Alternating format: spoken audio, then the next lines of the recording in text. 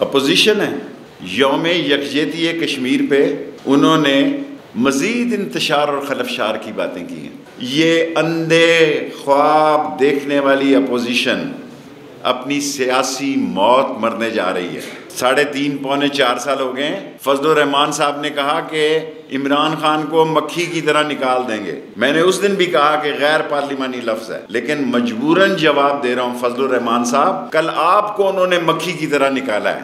جب میں بہت پہلے یہ کہہ رہا تھا کہ یہ لانگ مارچ میں ان کی دلچسپی نہیں، یہ میڈیا کھیل رہے ہیں. ان کا خیال ہے کہ یہ آئیں گے تو چودھری افتخار کی طرح ڈرون کوریج ہوگی. نہیں ہوگی. نون لیگ کا کل میں نے کہا نسل ٹاور گر چکا ہے اور پیپلز پارٹی کی تجوری ہائٹس ختم ہو چکی ہے.